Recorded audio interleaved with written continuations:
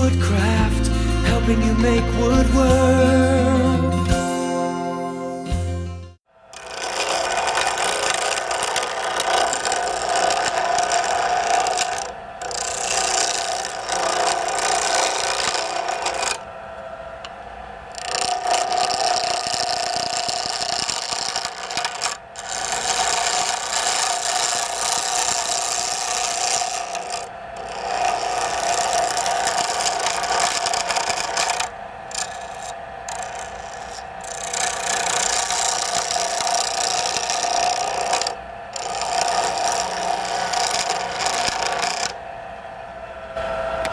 By the way, it does have a bit of a smell, if you hadn't already noticed.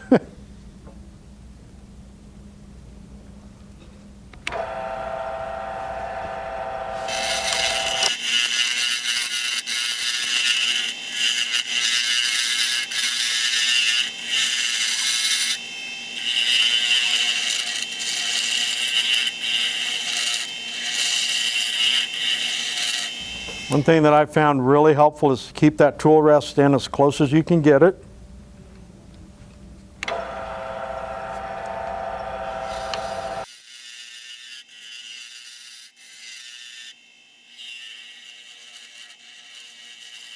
Okay, so we're almost down to round. And you can see that just like with any other acrylic type blank, or even wood for that matter, as you begin to get into the blank and you get it, you start to round it down, you'll see that the figure will change. It'll kind of shift around on you a little bit, as you remove more and more material. It's just like any other blank in that respect. You seem to be kind of aggressive.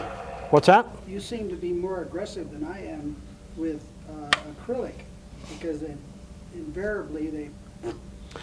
Well, part of that is the carbide tools. They cut a little bit more aggressively than high-speed steel. You do need to be somewhat careful with them because of that reason.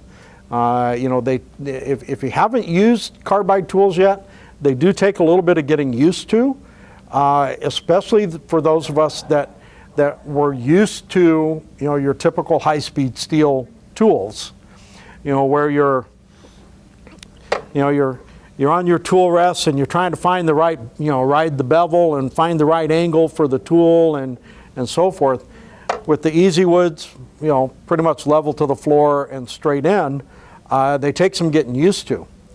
For guys that are brand new turners that are learning to turn with the Easy Wood, they don't have bad habits to unlearn.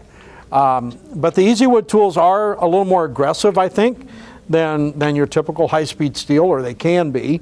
They're not aggressive on their own, of course, but they can be if you use them that way. They do cut quicker, and maybe you're equating that quicker cut with a more aggressive cut, but I suspect that's probably more the case. I don't cut real aggressively no matter what I turn. But it might seem like it, yeah.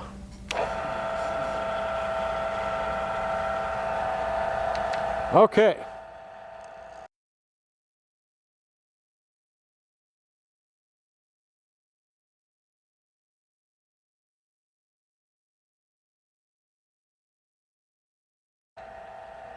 Another thing to keep in mind with the Easy Wood tools is that they recommend, the manufacturer that is, recommends that you move across your turning a little bit slower than you do with high-speed steel.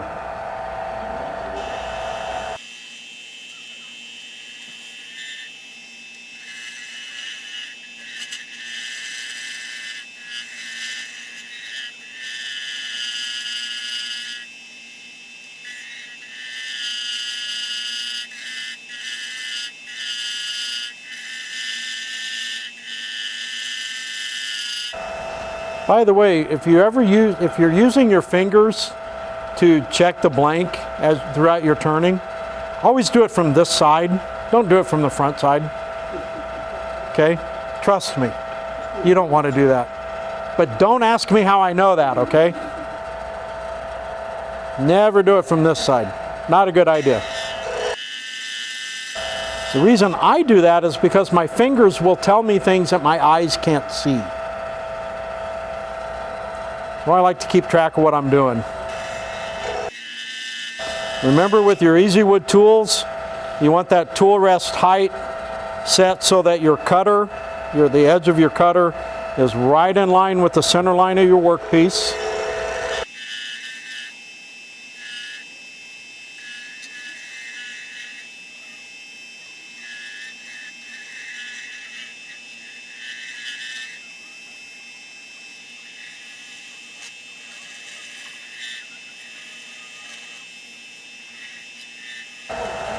And we're starting to get pretty close to our bushings.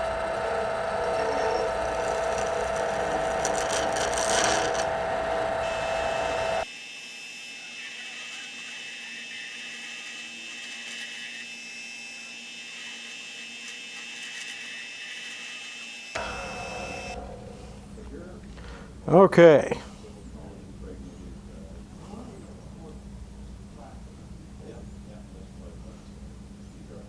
Yeah, a little bit more on this one.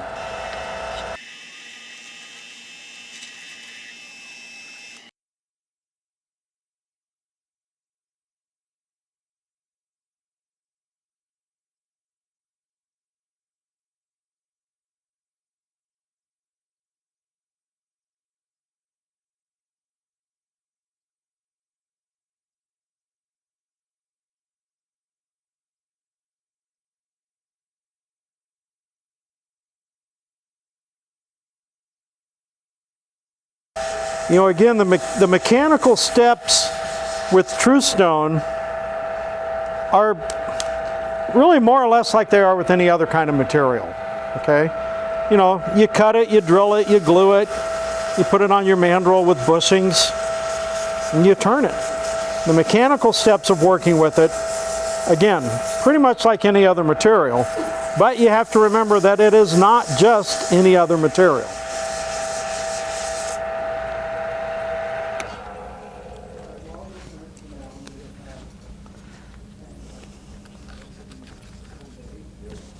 A lot of people like to wet sand with micro mesh. That's just fine. It works really well. I don't think anybody that uses micro mesh would ever argue that wet sanding with it doesn't work. I generally don't do it. I think that's probably more a matter of personal preference than anything else. I have used it wet. I've just never found that much difference in it. But some people like to wet sand with it. And like I say, that's just fine. It works really well that way.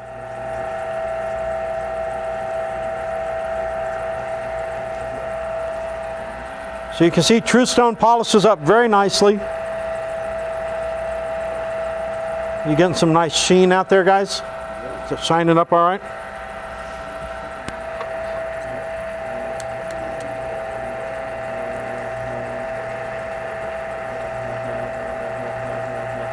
Right now, this is the 6,000 micro mesh. So at this point, we're really more into burnishing and polishing than we are sanding. We're not really removing much, if any, material from the blank itself.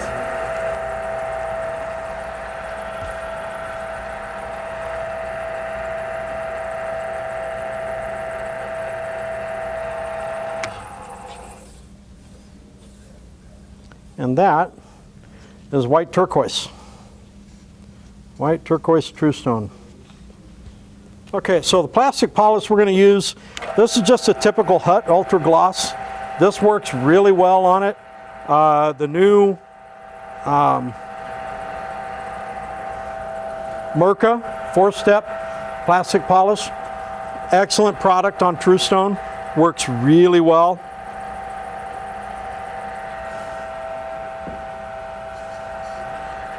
And before I go and splash this all over the place, anybody ever had that happen?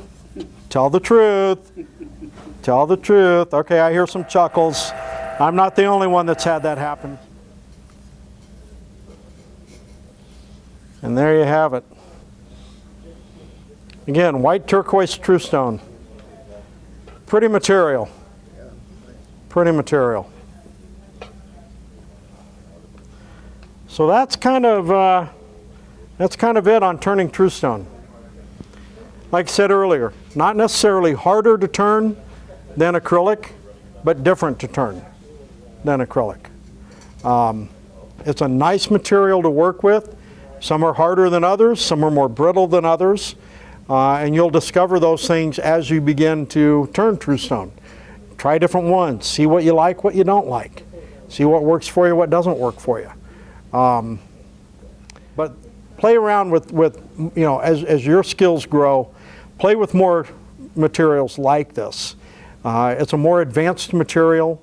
It will offer you some new challenges in pin turning, you know, keep it interesting for you, and I think you'll enjoy working with Tru-Stone. So there you have it. Any questions?